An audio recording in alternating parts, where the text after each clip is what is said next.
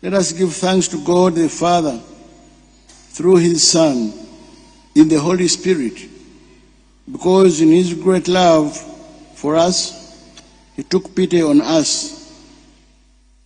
And when we were dead in our sins, he brought us to life with Christ, so that in him we might be a new creation. Let us throw off our old nature and all its ways. And as we have come to birth in Christ, let us renounce the works of the flesh.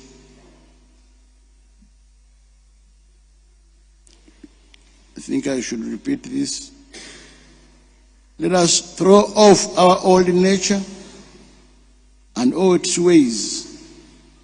And as we have come to birth in Christ, let us renounce the works of the flesh.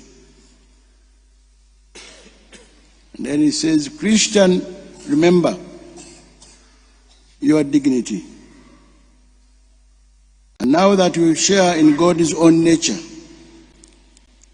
do not return by sin to your former base condition. Pilgrims of hope. Essuubi kikulu nnyo mu bulamu bwaffe, era bwe litugwamu ekisigadde kuba kufa. Tusigale n'essuubi newankubadde ng'ebintu oluusi birabika nga bikaluba. Katonda tatuvaamu.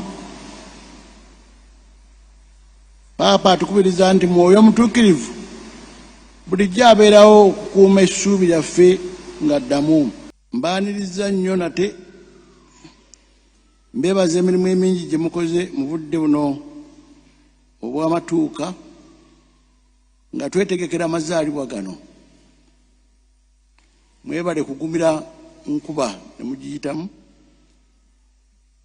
ate mwagirabye ng'ebindabinda ne mugamba era tugende tulumbe twegayirire tusaasire bannaffe batasobodde kujja olw'enkuba.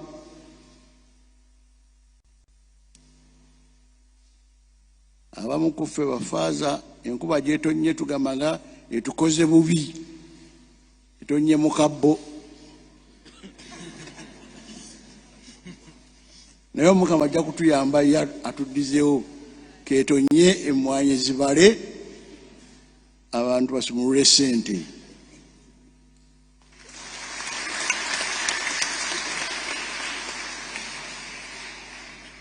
Naye bwe tugenze tukulaakulana nga n'ensi ekyuka, meaning ya Christmas egenze ejabuluka mu bitundu bingi nnyo.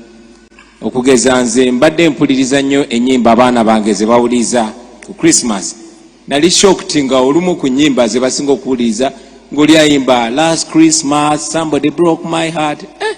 Nengamba Christmas ki abaana gye bayiga. So kikulu nnyo okugenda maaso nga tu impartinga the value of Christmas.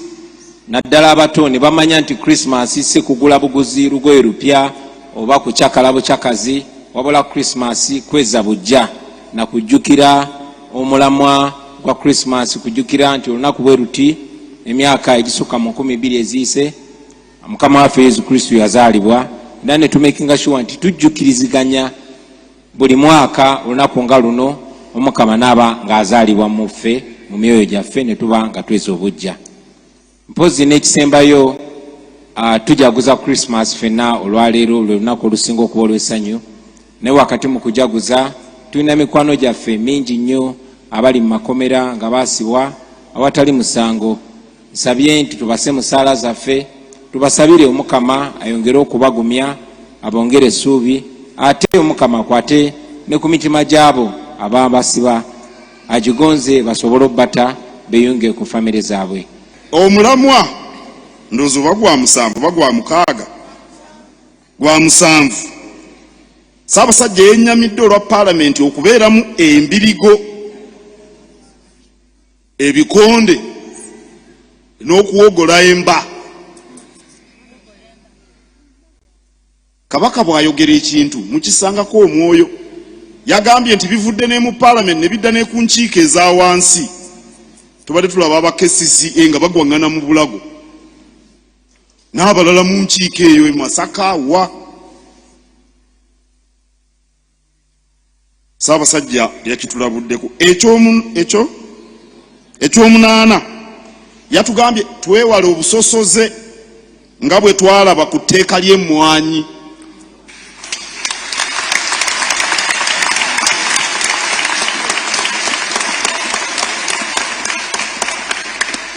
Etteeka teriba bbi kubanga alireese Muganda.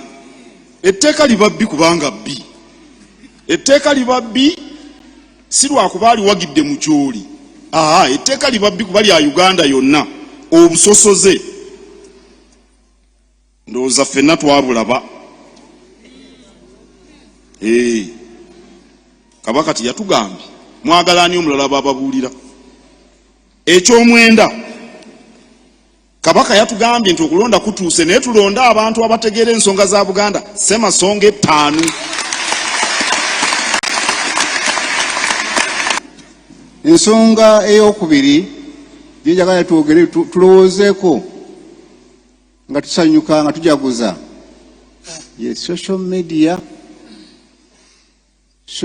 bagita mitimbagano efuuse social media.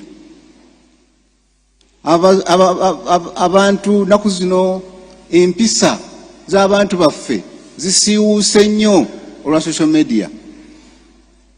Kubalimbira abantu kuboogera ebigambo ebitayisibwa mu kamwa, batyoboola bannaabwe. Ye gwe olaba ne ku midiya okwo tubika abakyali abalamu. Njagala okubasaba bassebo ne bannyabo, social media ezira tujja kubeera nayo kuba ye tekinologi tulina okutambula naye. Ne tukozese social media okukulaakulanya ensi yaffe. Tukozese social media okulaba nga culture yaffe ng'abantu ba wano ng'Abakristu egenda mu maaso. Tukozese social media to evangelize. Tukozese social media okusomesa abantu baffe ebintu ebinaabajja mu bwavu. Gobanga guli mulunzi wa mbuzi, kozesa social media okunoonya akatale n'okwagazisa abantu okulya embuzi.